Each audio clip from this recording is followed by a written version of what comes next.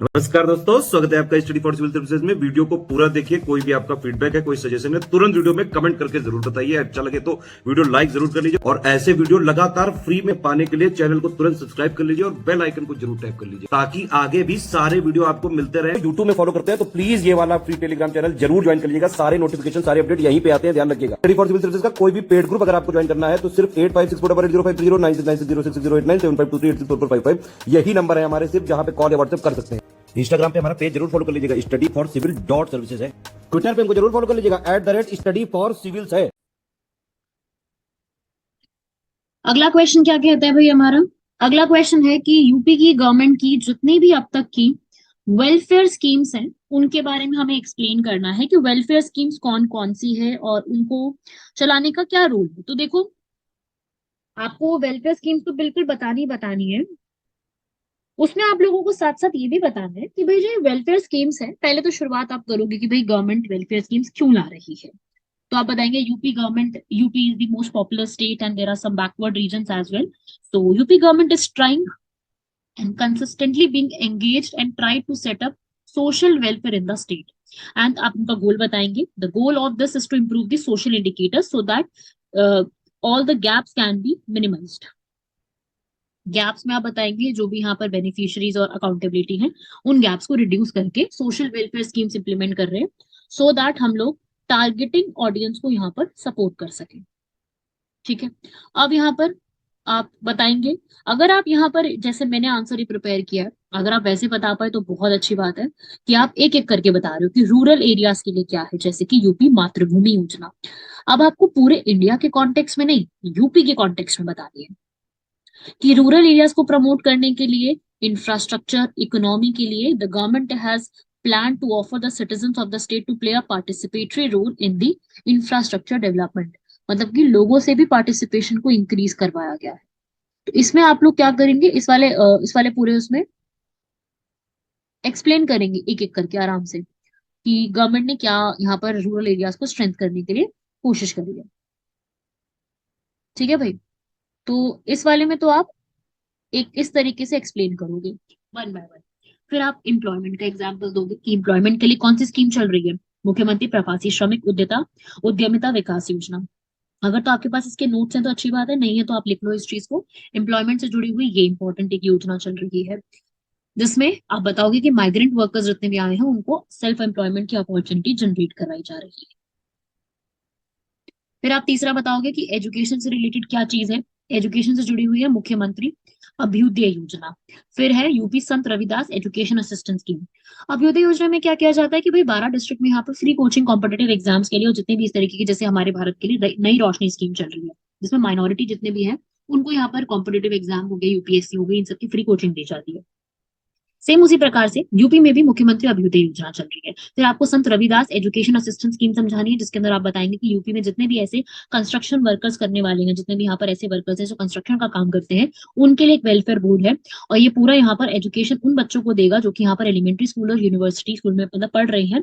Construction workers के सारे बच्चों को दिया जाएगा। तो आपने ये एजुकेशन से जुड़ी हुई बतानी है इसमें। फिर आप यहाँ पे बताएंगे फार्मर से जुड़ा हुआ। फार्मर से जुड़ी हुई कौन सी स्कीम है? मुख्यमंत्री कृषक दुर्घटना कल्याण योजना, जो कि एक इंश्योरेंस स्कीम है जो कि यहाँ पर फार्मर की फैमिली को दिया जाएगा। इंश्योरेंस स्कीम यहाँ पर रहेगा जो कि अर्निंग मेंबर होगा। फिर सीनियर सिटीजन से जुड़ी हुई UP old age pension scheme. Grievances शिकायतों से जुड़ी हुई समाधान एक पोर्टल है जिसमें सारे यूपी के जितने भी यहाँ पर समस्याएं हैं, शिकायतें हैं, उनका समाधान देने के लिए ताकि गुड गवर्नेंस सुशासन को यहाँ पर इंश्योर किया जा सके। फिर विमेन के लिए आप एक्सप्लेन करोगे, विमेन के लिए महिला एवं बाल सम्मान कोष, महिला और बाल सम्मान कोष यहाँ पे है जिसमें विमेन विक्टिम्स जो है वायलेंस की, उनको यहाँ पर एक महिलाओं को विक्टिम से या फिर जितने भी ऐसे सर्वाइवर्स हैं उनको यहाँ पर मॉनिटरी और मेडिकल रिलीफ जो है जैसे कि रिकंस्ट्रक्टिव सर्जरीज हो गई वो सब प्रोवाइड की जाएंगी। फिर आपको हेल्थ से जुड़ी हुई बतानी है। हेल्थ से जुड़ी हुई यहाँ पर जो कि आरोग्य मित्र यहाँ पे बनाए गए थे सारे प्राइमरी हेल्थ केयर सेंटर में। ठीक है, तो और आप यहाँ पर नई और स्कीम्स भी ऐड कर सकते हो, इसलिए मैंने लिख दिया कि आपका आंसर जो है वो वेल ऑर्गेनाइज लगना चाहिए। ये कुछ एक इंपॉर्टेंट स्कीम्स थी जो मैंने आपको एक्सप्लेन करी, बट आपको इसके अलावा भी अपनी कुछ ना कुछ जो आपको पता है वो स्कीम्स आप ऐड कर सकते हो। कोई हार्ड एंड फास्ट रूल नहीं है कि और स्कीम्स ऐड नहीं हो सकती, स्कीम्स इसमें और भी ऐड की जा सकती है। ठीक है, ये आपको सिर्फ कुछ एग्जाम्पल थे स्कीम्स के जो आप ऐड कर सकते हो, बट इसके अलावा भी देर आर मोर एग्जाम्पल्स जो आप यहाँ पे ऐड कर दो, चाहे वुमेन से जुड़ी हुई है, चाहे SC ST से जुड़े हुआ है, तो आप किसी भी टाइप की और जो जो स्कीम्स यू नो, आपको जो जो पता है उन स्कीम्स को आप लोग इसमें ऐड कर सकते हैं। राइट एवरीवन, तो ये अपना लिख लीजिएगा इस तरीके से। अगला है, बहुत इंपॉर्टेंट क्वेश्चन है कि भाई वुमेन, सॉरी, जो यूपी के रिवॉल्यूशनरीज हैं उनका क्या कंट्रीब्यूशन रहा है, इवैल्यूएट करना है, इंपॉर्टेंट पॉइंट्स बताने हैं। तो आप पहले तो बताएंगे यूपी हमेशा से, जैसे HRA HSRA इन सब के बारे में आप बताएंगे कि it has always remained a hub during the India's independence movement. Contribution जो है पीपल का इंडियन वॉर ऑफ इंडिपेंडेंस में बहुत सिग्निफिकेंट है, बहुत इंपॉर्टेंट है। और जो है, it is a well known fact that the people of the UP has made a significant contribution to the war also, whether it's 1857 का रिवोल्ट हो, चाहे इंडियन फ्रीडम स्ट्रगल, हर चीज में कंट्रीब्यूशन बहुत रहा है। अब आपको कंट्रीब्यूशन बताना है तो आपको कुछ रिवॉल्यूशनरीज बताने होंगे जो यूपी से रही हैं, जैसे कि जनरल बख्त खान। जो है बख्त खान यहाँ पर, जो कि बिजनौर रोहिल्ला खंड के थे, जो कि यूपी का ही रीजन है। 1857 में जब यहाँ पर उनकी वो सपोर्ट नहीं कर पा रहे थे, जो बहादुर खान थे, जो लास्ट मुगल एम्पर थे, उनके बिहाफ पर ये आए थे। तो ही was a subedar in British East India company, then उसके बाद आगे चल के आगे रिबेल करा था इन्होंने, दिल्ली से लड़ा था। बेगम हजरत महल आप जानते हैं, बेगम ऑफ अवध हजरत महल के नाम से जाना जाता है। 1857 की वाजिद अली शाह के लिए यहाँ पर इन्होंने जो है राजा जलाल सिंह के साथ सपोर्ट करते हुए ब्रिटिश ईस्ट इंडिया कंपनी में डॉक्ट्रिन ऑफ लैप्स के अगेंस्ट फाइट किया था, जो कि फैजाबाद यूपी से है। फिर मंगल पांडे, आप सभी लोग इनको जानते हैं, 1857 की जो शुरुआत करवाई थी वो, he was a hero of that time. Nagwa Uttar Pradesh में थे, बलिया जिला। तो ये आपको एक्सप्लेन करना है इनका कंट्रीब्यूशन। ऐसे ही मौलवी लियाकत अली, जो कि इलाहाबाद से फाइट कर रहे थे, रिलीजियस लीडर 1857 के रिवोल्ट में। फिर रानी लक्ष्मीबाई, आप इन सभी को जानते हैं, खूब लड़ी मर्दानी, वो तो झांसी वाली रानी थी, हर एक स्टूडेंट जानता है। मुझे मुझे इनके बारे में तो देखो, किसी को भी यहाँ पर मुझे एक्सप्लेन करने की जरूरत ही नहीं पड़ेगी, क्योंकि हर कोई इनके बारे में पूरी तरीके से जानता ही है। ठीक है भाई, तो यहाँ पर रानी लक्ष्मीबाई, क्वीन ऑफ झांसी, जिन्होंने झांसी की princely state, Jhansi district of UP, उसमें यहाँ पर प्रोमिनेंट लीडर की तरह फाइट किया था। और इनका जो अडॉप्टेड सन था उनको एज अ रियल लीडर नहीं माना गया था, तो इन्होंने यहाँ पर ब्रिटिश राज के अगेंस्ट यहाँ पे किया था अडॉप्टेड सन, जिनको हम कहते हैं डॉक्ट्रिन ऑफ लैप्स। उसके बाद राव कदम सिंह, जिन्होंने गुर्जर के अगेंस्ट यहाँ पे फाइट किया था, raja of Parikshitgarh Mawana in the district of Meerut, इनको जाना जाता है। झलकारी बाई, झलकारी बाई ये रानी लक्ष्मीबाई की वुमेन आर्मी में थी, और साथ में ये डिस्गाइज के रूप में गई थी in place of Rani Lakshmibai, disguise के रूप में ये पहुंची थी। ठीक है, तो ये भी आपको याद रखना है। आचार्य नरेंद्र देव, जो कि कांग्रेस सोशलिस्ट पार्टी के लीडर थे पॉवर्टी एक्सप्लॉयटेशन में। अरुणा आसफ अली, याद है सभी लोगों को, अरुणा आसिफ अली। ठीक है, सॉरी, आसिफ अली, नॉट अरुणा आसिफ अली, वो तो दूसरी जगह से बिलोंग करती थी। ये है सिर्फ आसिफ अली। तो जो आसिफ अली है, ये भी पहले जो है US के एम्बेसडर बने थे, गवर्नर ऑफ उड़ीसा बने। इन्होंने भी यहाँ पर काफी ज्यादा सपोर्ट किया था। ठीक है, आसिफ अली, इनके नाम पे काफी सारे रोड्स वगैरह भी बने हुए हैं। और ये बिलोंग जो करते थे वो बिजनौर यूपी से। ठीक है, बाकी इनकी मृत्यु जो है वो स्विट्जरलैंड में हुई थी। तो इंडियन नेशनल मूवमेंट में काफी ज्यादा इन्होंने यहाँ पर सपोर्ट किया था, और मुस्लिम नेशनलिस्ट पार्टी के भी मेंबर बने थे। उसके बाद जाकर के ये कांग्रेस के भी यहाँ पर मेंबर बने थे, उनको डेप्यूटी लीडर भी बनाया गया था। ठीक है, जवाहरलाल नेहरू के साथ ये भी जेल में बंद हुए थे क्विट इंडिया मूवमेंट के समय।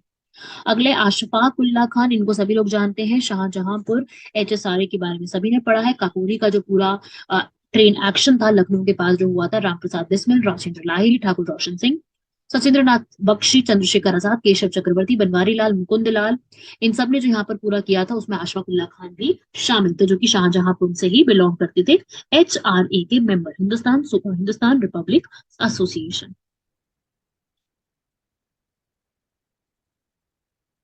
चंद्रशेखर आजाद, सभी लोग इनको जानते हैं, चंद्रशेखर तिवारी था, लेकिन इन्होंने हमेशा अपना नाम आजाद के रूप में ही बोला है। बहुत ही उम्दा हमारे फ्रीडम फाइटर थे ये HRA को बनाए थे, HRA रामप्रसाद बिस्मिल, राजेंद्र लाहिड़ी, अशफाक उल्ला खान के साथ बनाया था। उसके बाद फिर HSRA भी इन्होंने ही बनाई थी भगत सिंह के साथ मिलकर के।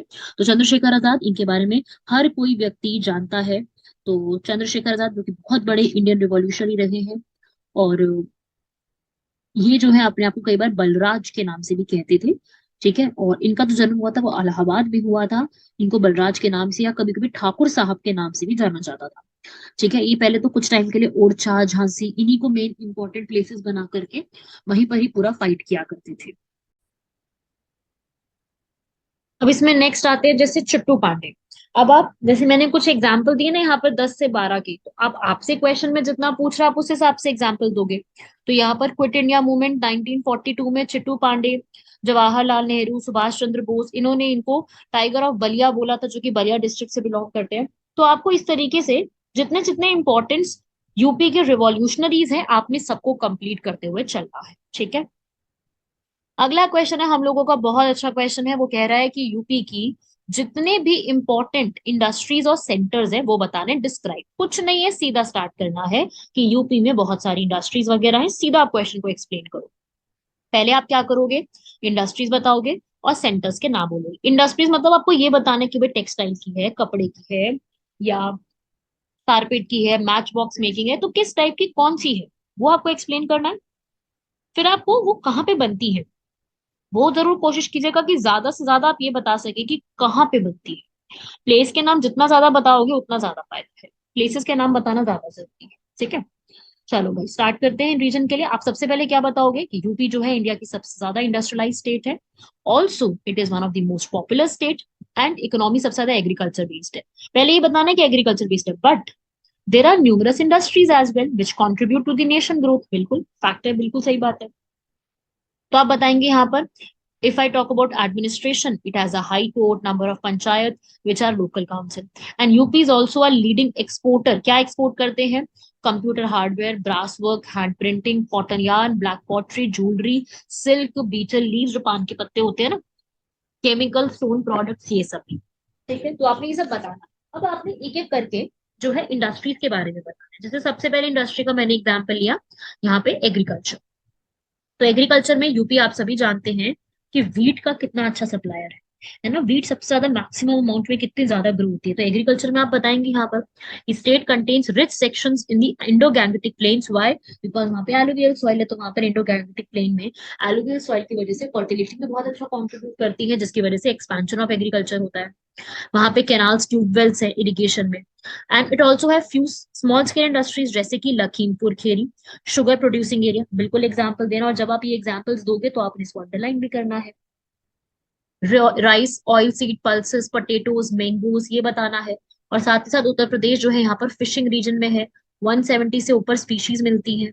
ठीक है, एग्रीकल्चर का आपने एक्सप्लेन किया।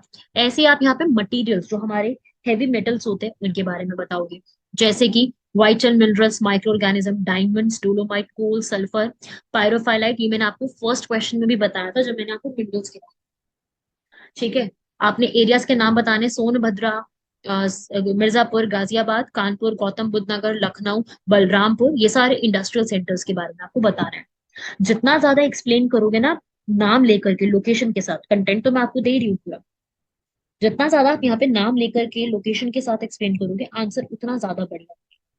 क्योंकि एग्जामिनर की कोर डिमांड यही है कि आप उसको ये बताओ कहाँ पे क्या चीज ज्यादा है।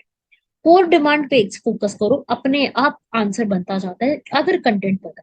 कंटेंट की जिम्मेदारी मेरी है, मैं आपको प्रोवाइड भी कर रही हूँ, है ना भाई। हैंडलूम के ऊपर बात करें तो major source of revenue government का आता है, जैसे कि बादोही, आजमगढ़, टांडा, बनारस, ये सभी जगह हो गए, मेरठ, इटावा, ये सारे मोस्ट इंपॉर्टेंट इंडस्ट्रियल सेंटर है। तो आपने पहले यहाँ पर इंडस्ट्रीज के बारे में बता दिया, ये सारी इंडस्ट्रीज है वन बार।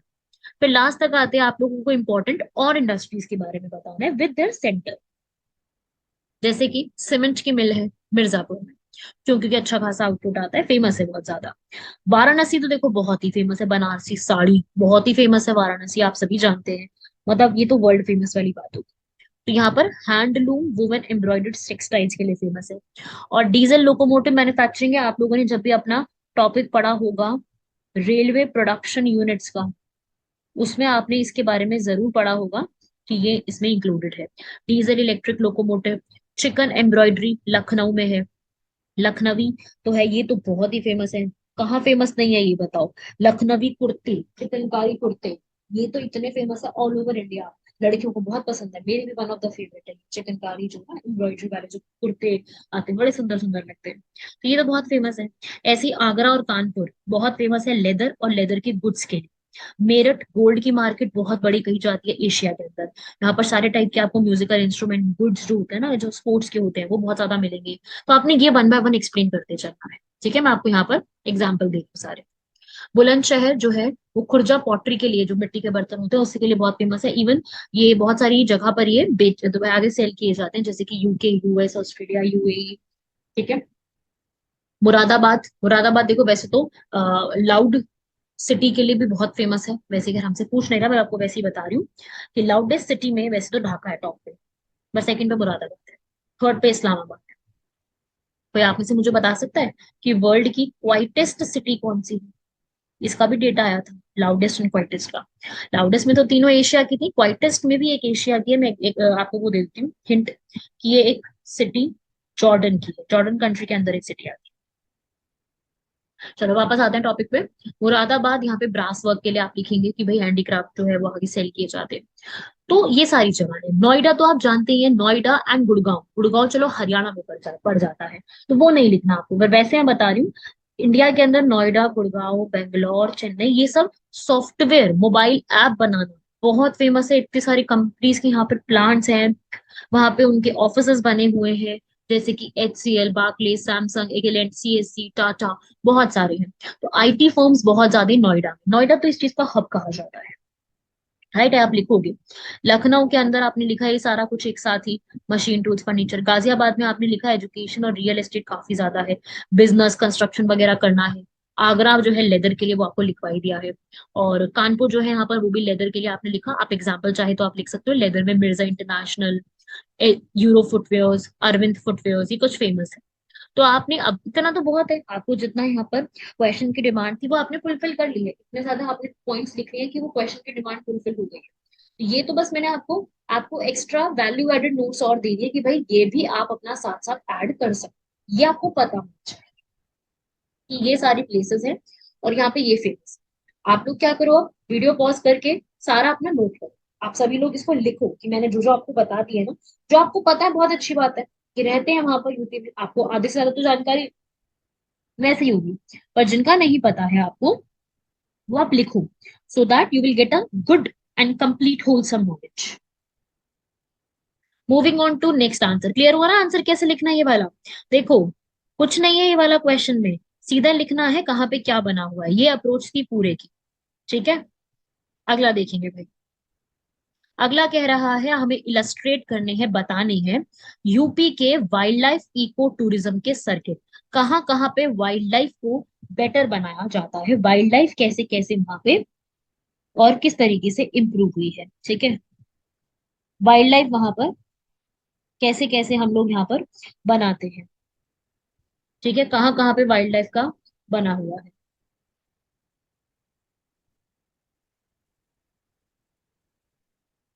तो देखो भाई, आपने जो है ये बताना है कि फ्लोरा एंड फौना यूपी में कितनी है, और फिर आपको पूरे को रिलेट करते चलना है सारी चीजों से, टूरिज्म के सर्किट से। तो आपको यहाँ पर पहले क्या बताना है, इन दिल्ली, सॉरी, ये यूपी में कितना कितना क्या क्या बना है। आप पहले तो बताएंगे इतना अमाउंट में स्क्वायर किलोमीटर फॉरेस्ट का कवर है, जिसके अंदर 24 bird sanctuary, 11 wild life sanctuary and 1 Dudhwa national park है। UP intends to capitalize its potential as an eco tourism destination by, यहाँ पर क्योंकि इको टूरिज्म के यहाँ पर बहुत सारे सर्किट बने हुए हैं, इको टूरिज्म के सर्किट बहुत ज्यादा होने की वजह से बहुत अच्छा यहाँ पर पोटेंशियल जनरेट होता है, ठीक है, पोटेंशियल जनरेशन पावर है। तो उस तरीके से आपको यहाँ पे बताना है, ठीक है। तो यहाँ पर बहुत सारे बायोस्फीयर रिजर्व्स बने हुए हैं, फ्लोरा एंड फौना बहुत सारी ज्यादा बनी हुई है। तो आप एक एक करके यहाँ पर ये बताएंगे कि कहाँ पे क्या क्या चीजें बनी हुई, मतलब कौन कौन सी प्लेस पे क्या क्या है, जस्ट आपको एक्सप्लेन करनी है कुछ चीजें, ठीक है। अब मैं इसमें एक्सप्लेन करूँ तो दुधवा, अब दुधवा में आपको क्या बताना है कि क्या फ्लोरा एंड फौना है, क्योंकि हम लोग जो है जब भी यूपी का पढ़ते हैं तो हम वहाँ के नेशनल पार्क की खास बात तो पढ़ते ही पढ़ते हैं। तो now we have to tell about Dudhwa. Dudhwa national park, जिसमें आपको tigers, leopards, deer, antelope species, elephants, birds, ये सब देखने को मिलेंगे। बहुत ही क्वाइट और पीसफुल एटमॉस्फेयर होता है। और वीकेंड के लिए भी अच्छा है, क्योंकि तभी तो टूरिज्म बढ़ेगा। वीकेंड पे जाने के लिए अच्छा हो जाता है ना, वहाँ पे बहुत अच्छे फॉरेस्ट है, आसपास रिवर फ्लो कर रही है, तो बहुत ही एक अच्छा एक्सपीरियंस है। अब आपको पहले तो दुधवा, क्योंकि एक ही नेशनल पार्क है, पहले तो आप वही एक्सप्लेन कर दीजिए। Then you will move on to second one, that is Pilibhit. Pilibhit जो है यहाँ पर वो लोकेटेड है, वो भी आप लिखेंगे। कहाँ पे लोकेटेड है Pilibhit? Lakhimpur Kheri, Bahraich on Indo Nepal border. ठीक है, तो वहां पर भी ये एक प्रोजेक्ट टाइगर का पार्ट है इंडिया के अंदर। इंडिया में प्रोजेक्ट टाइगर का पार्ट है। और साथ ही साथ इसमें जो है बहुत सारे, अब देखो इसमें लिखा है कि 127 मैमल स्पीशीज, बर्ड स्पीशीज, आपको एग्जैक्ट नहीं याद करनी, इतनी अप्रोक्सीमेटली लिख दो। It is a home to around 100 mammal species, 500 bird species, approximately लिख लो, इतना चलता है। ठीक है, अगला है कतरनिया घाट। कतरनिया घाट में आपको बहुत ज्यादा डॉल्फिन्स हो जाएगा, क्योंकि वहां पे गिरवा रिवर फ्लो करती है। तो उस एरिया में आप ये एक्सप्लेन कर सकते हो कि भाई डैम बना है, नारूरा डैम बना हुआ है, तो उस एरिया में काफी अच्छा पोटेंशियल जनरेट हो जाता है। तो आपको पूरे में कैसे क्या लिखना है, आपको इसी तरीके से पूरा एक्सप्लेन करते हुए चल। ठीक है, कहाँ पे क्या चीज बनी हुई है, क्या क्या वहाँ का फेमस है, और किस तरीके का एडवेंचर होता है, तो कुछ कुछ वो बताओ और कुछ कुछ ये बताओ कि कहाँ पे क्या चीज बनती जा रही है। बस इसी में इतना ही एक्सप्लेन करना है। समझ रहे हैं सब लोग? जब आप आंसर फ्रेम करोगे, आंसर लिखोगे, तो आपको शुरुआत में सीधा यही लिखना है कि इतना इतना एरिया है, उसमें इतनी चीजें बनी। ये तो रटना ही पड़ेगा कि 24 बर्ड सेंचुरी है, 11 वाइल्ड लाइफ सेंचुरी है और एक नेशनल पार्क है, ये तो आपको लिखना ही पड़ेगा।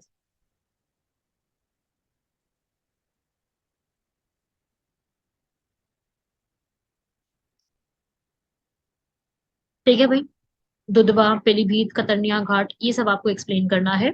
आप ये भी थोड़ा सा अगर बताना चाहे लोकेशन वगैरह तो आप बता सकते हैं। थोड़ी बहुत लोकेशन एक्सप्लेन करोगे चल जाएगा, इट्स नॉट कि आपको पूरी पूरी लोकेशन एक्सप्लेन करनी है कहाँ पे क्या बना है, बट आप शॉर्ट में बता सकते हो। ये वाली फोटो भी हमने ली है यूपीएससी कलरफुल नोट से पूरा, क्योंकि ये काफी अच्छी उन्होंने एक्सप्लेन किया हुआ है कि कहाँ पे क्या बना हुआ है। जैसे हस्तिनापुर वाइल्ड लाइफ सेंचुरी बनी हुई है, ठीक है, मेरठ के पास में। फिर Nawabganj wild life sanctuary, Sohelwa, Dudhwa, Katarniya Ghat, बहुत सारी इस तरीके से बनी हुई है ना। एक एक करके आप थोड़ा सा वो, एक सिर्फ, तो इसमें ज्यादा डिटेल में नहीं, आपको सिर्फ इसमें लिख देना है कि ऐसे ऐसे यहाँ यहाँ पर ये चीजें बनी।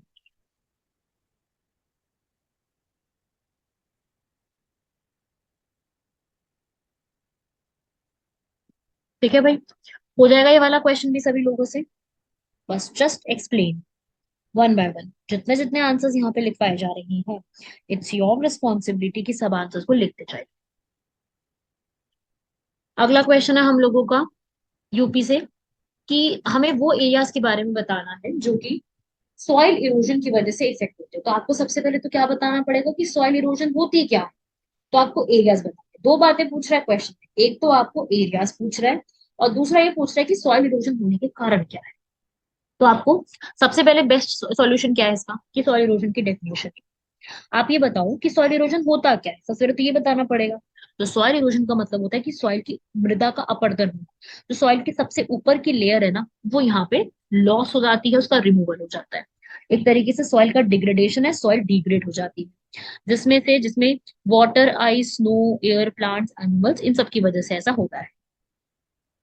तो आपको सबसे पहले तो यहाँ पर सॉइल इरोजन की डेफिनेशन दें, इसको तो आप क्रैम कर लो, लर्न कर लो, क्योंकि इसमें नहीं आएगा अगर ऐसा क्वेश्चन तो हो सकता है नॉर्मल पूछ ले क्वेश्चन सॉइल इरोजन के बारे में, तो सॉइल इरोजन पे तो क्वेश्चन आएगा, चाहे इसमें आए चाहे उसमें। ठीक है, तो आप पहले तो लिख लो, it is a removal of soils upper most layer which is also a kind of soil degradation, ऐसे करके आप लिख लो। अब थोड़ा सा आप बता सकते हो कि सॉइल इरोजन के नुकसान क्या होते हैं। उससे क्या होता है, सॉइल डिग्रेड हो जाती है, प्रोडक्टिविटी खत्म हो जाती है, फर्टिलिटी लूज हो जाती है, क्लॉग हो जाते हैं, वाटर के रास्ते बहुत ज्यादा क्लॉगिंग में बनने लगते हैं। तो एक तो आपने कॉन्सिक्वेंसेस समझा दी। अब मेन टॉपिक पे आइए, आपसे क्वेश्चन पूछ रहा है कहाँ पर आपको ऐसे रीजन मिलते हैं जहाँ पे सॉइल इरोजन देखने को मिलता है। सबसे पहला तराई डिस्ट्रिक्ट में बहुत ज्यादा देखने को मिलता है, इन डिस्ट्रिक्ट को लर्न कर लो, मेरे साथ लिख लो आप लोग। तराई, गोंडा, बिजनौर, पीलीभीत, सहारनपुर एंड गोरख, इन प्लेसेस को लर्न करो। अगला आपको वो डिस्ट्रिक्ट्स का जो है पूरा एक लर्न करना है, ऐसे डिस्ट्रिक्ट जो सॉइल इरोजन से इम्पैक्ट होते हैं एंड उनकी वजह से प्लांट कवर जो होता है उसमें लॉस होता है। तो कौन कौन से, जैसे कि महोबा, ललितपुर, झांसी, हामिरपुर, मिर्जा। ठीक है, ये भी आप लिख लो। एग्जाम में कभी भी इनसे पूछता है क्वेश्चन तो आपके पास एक लिस्ट प्रिपेयर होनी चाहिए, इनको आपने डायरेक्टली लर्न करना है। ऐसे ही तेरई रीजन के कुछ डिस्ट्रिक्ट्स को लर्न करना है, गोंडा, गोरखपुर, लखीमपुर। यहाँ पर रेन वाटर हार्वेस्टिंग होते हैं ना, रेन वाटर का मैनेजमेंट सही नहीं है, तो वो आपने एक्सप्लेन करना है यहाँ पर। ठीक है, वन बाय वन आपने ये एक्सप्लेन करना है। तो अब ये बताओ, कुछ बेचड़ रीजन है जैसे कि इटावा, फतेहपुर, कानपुर देहात, तो ये रीजन आपको बताने। अब आपसे पूछा था क्वेश्चन है सेकंड पार्ट पे, what are the factors that are contributing to the soil erosion. Soil erosion होने के कुछ इंपॉर्टेंट कारणों को एक्सप्लेन करें, तो वो भी आप एक्सप्लेन करोगे क्या क्या कारण होते हैं। जैसे कि सबसे पहला, माइनिंग होना। कुछ एरियाज में जहाँ माइनिंग होती है उसकी वजह से जो पूरा सॉइल का अपर लेयर होता है वो लॉस में चला जाता है। तो पहला आपको क्या बताना है, माइनिंग। फिर उसके बाद कंस्ट्रक्शन वर्क बहुत ज्यादा, कंस्ट्रक्शन एक्टिविटीज की ज्यादा होने की वजह से हो जाती है, ये तो हर जगह का होता है। डिफॉरेस्टेशन आपको बताना है, विंड का। इरिगेशन ओवर हो जाती है, ठीक है, जो कभी माइक्रो या फिर मेजर इरिगेशन भी करते हैं वो ओवर में चली जाती है। अनसाइंटिफिक कंजर्वेशन एफर्ट्स की लैक होना, इंटेंसिटी ऑफ प्रेसिपिटेशन का होना, ये भी आप ऐसे ही लर्न कर लो। अगर मान लो इसमें नहीं आएगा तो हो सकता है GS2 में क्वेश्चन पूछ लें ऐसा, तो आपको आइडिया होना चाहिए किसमें क्या चीज है। ठीक है भाई।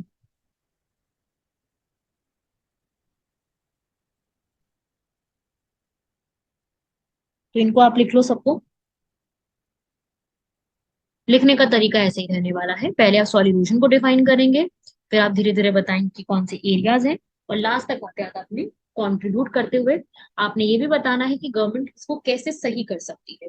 ठीक है, what are the some of the steps which government can take to improve the measures of soil erosion, तो वो भी आप बता सकते हैं।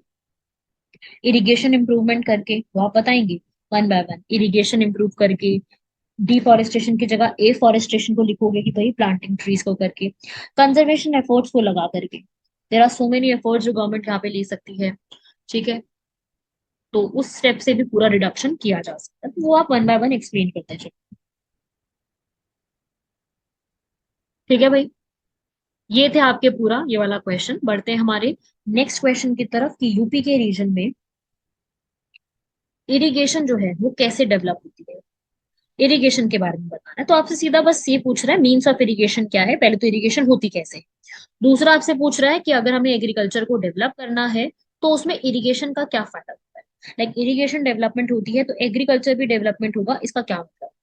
ठीक है, तो दो चीजें हैं भाई यहाँ पर। तो आपको पहले क्या बताना है, शुरुआत में नहीं शुरू कर देना कि इरिगेशन क्या होता है, आप पहले एग्रीकल्चर बताओ, एग्रीकल्चर के बाद आप थोड़ा इरिगेशन समझाओ, इरिगेशन के बाद आप आइए कि यूपी में क्या रोल है। ठीक है ना, आंसर को शुरुआत करने का तरीका हमेशा ऐसे होता है। वैसे तो ये 200 वर्ड, 200 वर्ड में तो और इजी है कि हम थोड़ा ज्यादा खुल के लिख सकते हैं। तो सबसे पहले आप क्या बताओगे, एग्रीकल्चर जो है वो मोस्ट प्रिवेलेंट ऑक्यूपेशन है इंडिया में, स्टेट में। हमारे इंडिया में एग्रीकल्चर बहुत ज्यादा मानसून पे डिपेंड होती है, लेकिन कुछ जगह ऐसी है जहां पर आप हर जगह पे मानसून पे डिपेंडेंट ना रह करके आप बहुत सारी इरिगेशन टेक्निक्स पे भी डिपेंडेंट रहते हैं। ठीक है, तो आपको ये एक्सप्लेन करना है जब भी इरिगेशन का क्वेश्चन आएगा, इरिगेशन के आंसर में आपको ये लिखना ही लिखना पड़ेगा। उसके बाद आप बताओगे कि यूपी का बहुत अच्छा वेल डेवलप्ड नेटवर्क है इरिगेशन सिस्टम का, मल्टी डबल क्रॉपिंग सिस्टम है, इरिगेशन के नेटवर्क्स बने हुए हैं। उत्तर प्रदेश में ground water and surface water दोनों ही यहाँ पर आते हैं।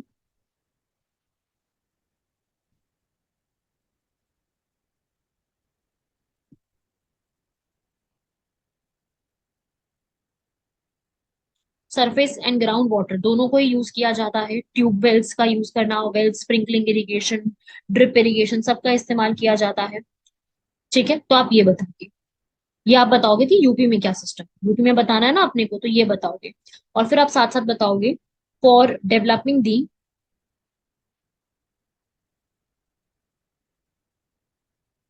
माइनर इरिगेशन इन इंडिया क्या किया जाता है, ड्रिप इरिगेशन,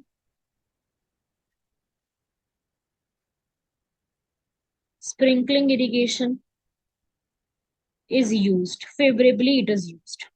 फिर लास्ट में आते आते आप रोल को एक्सप्लेन करो। तो रोल में आपने क्या बताना है यहाँ पर कि गवर्नमेंट ने यहाँ पर प्रायोरिटाइज करा है इरिगेशन के लिए, बहुत सारी स्कीम्स को यहाँ पर डेवलप किया है, एग्रीकल्चर आउटपुट को यहाँ पर डेवलप करने की गवर्नमेंट ने कोशिश की है, लैंड और वाटर रिसोर्सेज को यहाँ पर यूटिलाइज करने की गवर्नमेंट ने जो है वो स्टेप्स लिए हैं, और साथ ही साथ लेक्स एंड पॉन्ड्स यहाँ पर collection site, capturing utilising rain water के लिए यहाँ पर स्टेप्स लिए हैं। साथ ही साथ डैमेज जहां पे हुई है सॉइल, सॉइल इरोजन को रिप्लेनिश करने के, रिप्लेनिश का मतलब क्या होता है, एक वापस से उसको और ज्यादा ठीक करने की वो कोशिश की। ठीक है, ये आपको बिल्कुल बताना है। ड्रॉट प्रोन एरिया है बुंदेलखंड, इसमें आप एग्जाम्पल और दे सकते, इसमें आप वो भी एग्जाम्पल दे सकते हो कि बुंदेलखंड रीजन में अभी हम लोग बहुत ज्यादा टैंक्स वगैरह पे डिपेंडेंट है, पॉन्ड्स लेक्स पे बहुत ज्यादा डिपेंडेंट है, but presently government has also started Ken and Betwa interlinking project also. So Ken Betwa interlinking project आप इसका एग्जांपल देके बता सकते हो। I am not talking about irrigation है, लेकिन ये जो वाटर की सप्लाई है ना वो यहाँ पर काफी हद तक फुलफिल हो सकती है, राइट। केन और बेटवा रिवर सब लोगों को पता है ना कि जिसमें भी सरप्लस वाटर है, सरप्लस वाटर से यहाँ पर जो दूसरा है, जैसे डेफिसिट में जो रिवर है वहां पे वाटर का ट्रांसफर हो जाए। ठीक है, तो वो आप इसमें एक्सप्लेन कर सकते हो वन बाय वन कि ऐसी चीजें होती हैं इसमें, केन और बेटवा का इंटरलिंकिंग प्रोजेक्ट।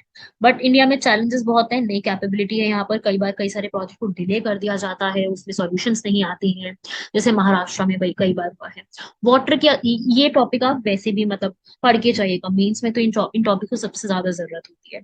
साथ ही साथ या यूपी हो, पॉपुलेशन एक्सपेंशन, पॉपुलेशन एक्सप्लोजन इतना ज्यादा है, अर्बनाइजेशन इतना बढ़ता जा रहा है, माइग्रेशन इतना बढ़ता जा रहा है, इंडस्ट्रियलाइजेशन बहुत हो रहा है, जिसकी वजह से कॉन्फ्लिक्टिंग यूज जो है इस चीज के बढ़ते जा रहे हैं। कैपेसिटी हमारी जो है बहुत कम है, वाटर कंट्रोल मैनेजमेंट जो है वो बहुत रिड्यूस्ड है, वो उतना ज्यादा बेटर में नहीं है जितना रिक्वायर्ड है, जितना होना चाहिए।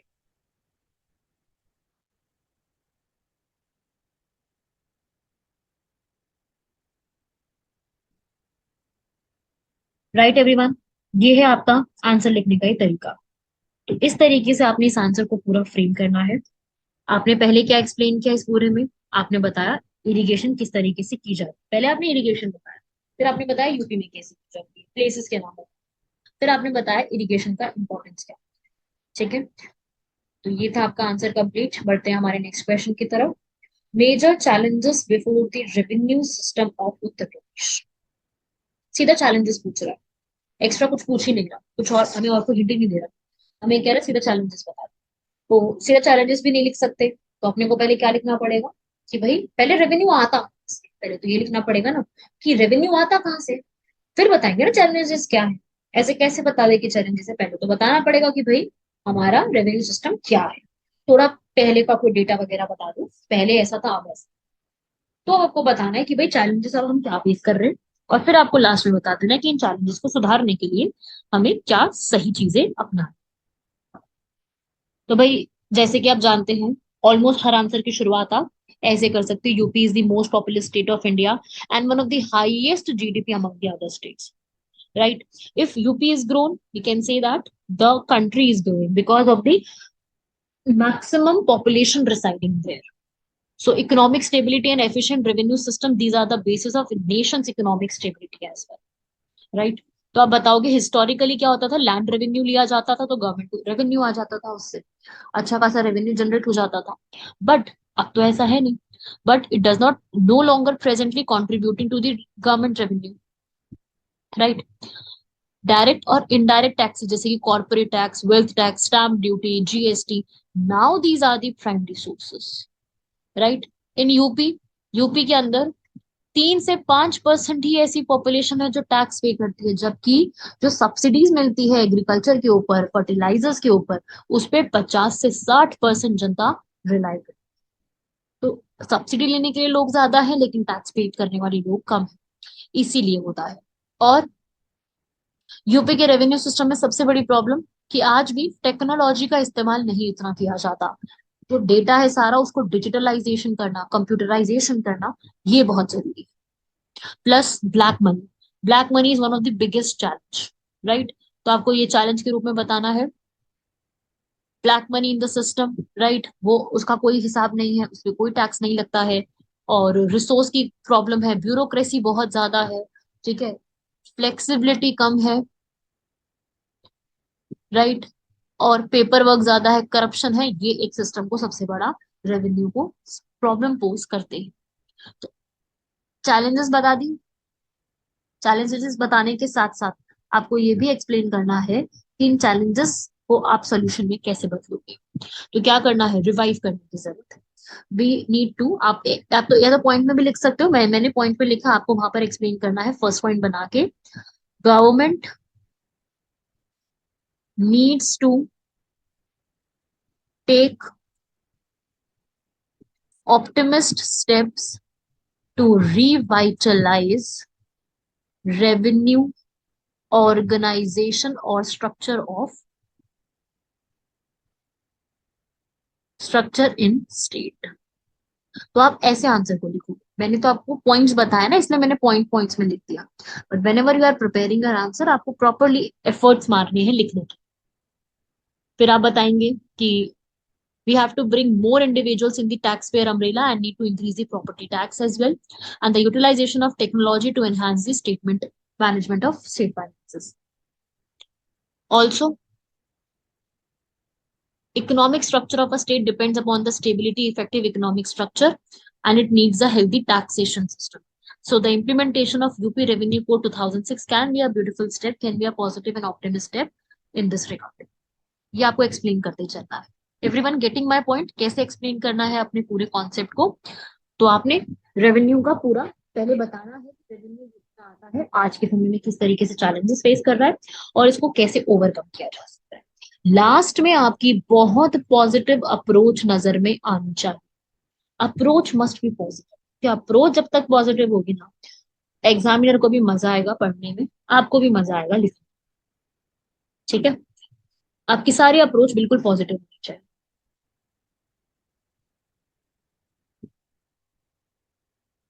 बढ़े हम नेक्स्ट क्वेश्चन की तरफ। You are getting content, you are getting the way how you have to write the answer. आपको कैसा लग रहा है पूरा लेक्चर, मुझे कमेंट बॉक्स में जरूर बताना। चलिए आगे बढ़ते हैं, अगला क्वेश्चन है। अब हमसे पूछ रहा है कि भाई यूपी में जितना भी इंफ्रास्ट्रक्चर प्रोजेक्ट्स बनते हैं, डेवलपमेंट्स होती हैं, उसमें कंस्ट्रेंट क्या है। कंस्ट्रेंट का मतलब क्या होता है? कंस्ट्रेंट का मतलब होता है उसमें हमें किस तरीके की रेस्ट्रिक्शंस देखने को मिलती हैं। रेस्ट्रिक्शंस कह लो या फिर लिमिटेशंस, क्या प्रॉब्लम्स देखने को मिलती है, और स्टेट गवर्नमेंट ने उस पूरे कंस्ट्रेंट को हटाने के लिए क्या क्या स्टेप्स लिए। तो दो चीजें पूछ रहा है 125 वर्ड में। पहला पूछ रहा है कि रेस्ट्रिक्शंस क्या है, ठीक है, एक्सप्लेन करनी है। फिर आपको बताना है कि उन रेस्ट्रिक्शंस को हटाने के लिए सरकार ने क्या किया। तो आप सबसे पहले क्या बताओगे? पहले तो आप ये लिखोगे, UP has 1/6 of India population. This state has more population than UK, France, Germany, and Australia. And the economic progress is lagging behind these countries. The per capita income of UP is 1/4 of UK and half of India. Right? सो अब यहाँ पर आप constraint बताओगे infrastructure के, limits को आपको explain करना है। पहले आप क्या बताओगे? सबसे पहली चीज और सबसे बड़ी प्रॉब्लम यूपी के लैंडलॉक सिचुएशन। आप ऐसे लिख सकते हैं, फर्स्ट ना लिख करके, फर्स्ट सेकंड थर्ड ना लिख करके, आप, मेरे एक सजेशन है, पहला लिखोगे जोग्राफिकल कंस्ट्रेंट। सबसे पहले आप ये लिख दो जोग्राफिकल इश्यूज। जोग्राफिकल इशू का मतलब क्या होता है कि सबसे बड़ी प्रॉब्लम हमें जोग्राफिकली वाइज देखनी है। आप पहले तो यही एक्सप्लेन करोगे, ठीक है, जोग्राफिकल कंस्ट्रेंट। फिर आप बताओगे it has no direct access to sea, so we can't earn money through international trade. जब भी कोई कंट्री यहाँ पर अगर कोई भी कंट्री ऐसी होती है जो, या स्टेट जो भी इंटरनेशनली उसको एक्सेस नहीं होता, उसको सबसे बड़ी प्रॉब्लम फेस करनी पड़ती है। अगला, पॉपुलेशन डेंसिटी आपको बताना है बहुत ज्यादा है, ठीक है, सो नेचुरल रिसोर्सेज का भार ज्यादा बढ़ जाता है, ग्रोथ रेट बहुत मुश्किल हो जाती है और डेवलपमेंट में मुश्किल आता है। फिर पॉलिटिकल पार्टीज का एक्सप्लेन करोगे, ठीक है। पहला आपने जोग्राफिकल कंस्ट्रेंट बताया, फिर आपने पॉपुलेशन एक्सप्लोजन बताया, फिर आपने पॉलिटिकल इशू को एक्सप्लेन किया। आप एक्सप्लेन करोगे पॉलिटिकल इशू, जैसे कि बाबरी मस्जिद का डिमोलिशन, भारत में काफी बड़ा एक वो हुआ, इकोनॉमिक रिफॉर्म्स हुए, तब यहाँ पे काफी सारे चेंजेस और चीजें हमें देखने को मिली। फिर इसके बाद आप बाबरी मस्जिद का केस एक्सप्लेन करोगे। तो पॉलिटिकल चीजें बहुत ज्यादा है, ठीक है। उसके बाद नेक्स्ट लिखोगे डिपेंडेंस ऑन प्राइमरी सेक्टर, ऐसे लिखो। प्राइमरी सेक्टर का मतलब एग्रीकल्चर, तो डिपेंडेंसी अपॉन एग्रीकल्चर। इवन जब ग्रीन रिवॉल्यूशन आया था तब भी ग्रोथ की जो एक्सपेक्टेशन थी वो ज्यादा थी, लेकिन फिर भी वो तो चलो बढ़ी, लेकिन इंडस्ट्री और सर्विसेज, मैन्युफैक्चरिंग और टर्शरी सेक्टर, सेकेंडरी और टर्शरी सेक्टर वो बहुत ही स्लो ग्रो हुआ, राइट। फिर फाइनेंशियल रिसोर्सेज का लैकडाउन, lacking of financial resources, health education के एक्सपेंशन में बहुत कम यूज होना, प्राइवेट इन्वेस्टमेंट का जो है हेल्थ और बाकी सब पैरामीटर्स पे बहुत कम है, गवर्नेंस पुअर है, ठीक है। ये सब पॉइंट्स बताने हैं। मेडिकल इंफ्रास्ट्रक्चर अच्छा नहीं है, यूपी की वास्टनेस बहुत ज्यादा है, ठीक है। ईस्ट और वेस्ट के अंदर इतने सारे डिस्ट्रिक्ट हैं, जबकि सेंट्रल में सिर्फ 10 हैं, बुंदेलखंड है सिर्फ। तो ये आपको बताना है, ठीक है। अगर आप स्टेट की कैपिटल में आप रहते हैं लखनऊ में, तो हर जगह से जाना है, और कोई लीडर इसके लिए प्रॉपर नहीं होता, ठीक है। तो जितने भी चीफ मिनिस्टर्स होते हैं वो यहाँ पर लोकल पॉलिटिक्स के ऊपर ध्यान नहीं दे पाते हैं, और उनकी जो पॉलिसीज होती है वो हर एक रीजन की प्रॉब्लम फिट नहीं होती है। इसके लिए ये जैसे एक नीति आयोग इंडिया में काम करती है ना, नीति आयोग काम करती है जो कि कोऑपरेशन से काम करती है, कोऑपरेटिव फेडरलिज्म पे। ऐसे ही स्टेट के लिए भी एक अलग से ऑर्गेनाइजेशन होनी चाहिए, जिनकी पॉपुलेशन ज्यादा है, जिनकी वास्टनेस ज्यादा है, उनके लिए एक बॉडी होनी चाहिए जो प्रॉपरली यहाँ पर इन सब रीजन्स की प्रॉब्लम को सॉल्व करे, ठीक है। तो ये सब चीजें आपको बतानी है। उत्तर प्रदेश को बेटर गवर्नमेंट की और लेजिटिमेट चीजों को लाने की जरूरत है, प्राइवेट इन्वेस्टमेंट को बहुत बढ़ाने की जरूरत है, क्योंकि उससे बहुत ज्यादा जॉब्स की जनरेशन, ठीक है। तो ये आपको बताना है कि private enterprises, private companies needs to be get there, right, needs to be there, and all the infrastructure can be improved in this case,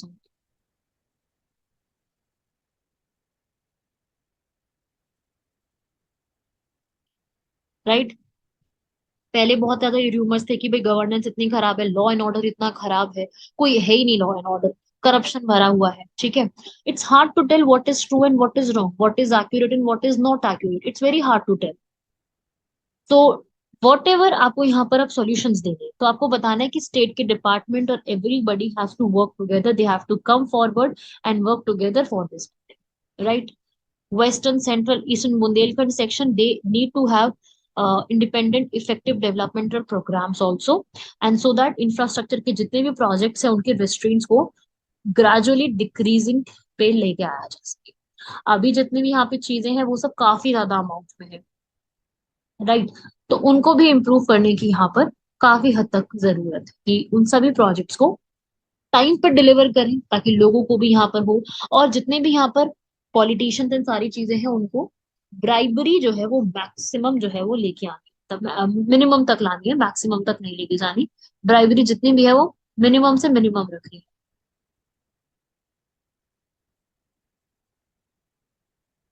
right.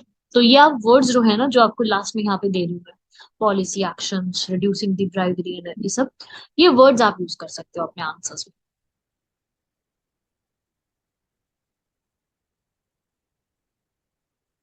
ठीक है भाई। इन सबको आप यूज करना सीखो, लिखो। तो ये वाला जो क्वेश्चन है ना, मुझे ऐसा लगता है कि कई स्टूडेंट्स को इसमें डिफिकल्टी होगी लिखने में। तो मैं आपको ये सजेस्ट करूंगी कि क्वेश्चन आपके सामने है, वीडियो पॉज करो, और जो आपने मेरे से सुना अभी, जो आपने रीड करा इस पूरे में से, उस पर लिखो आप।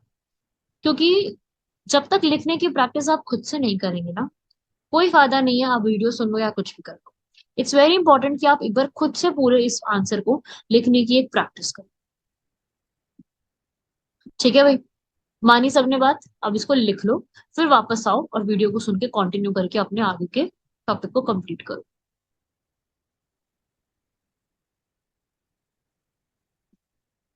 चलिए भाई, आगे बढ़ते हैं अगले क्वेश्चन की तरफ। अगला क्वेश्चन कह रहा है कि यूपी जो है वो फूड क्रॉपिंग इंडस्ट्री में अच्छी खासी एक पोजीशन होल्ड करता है।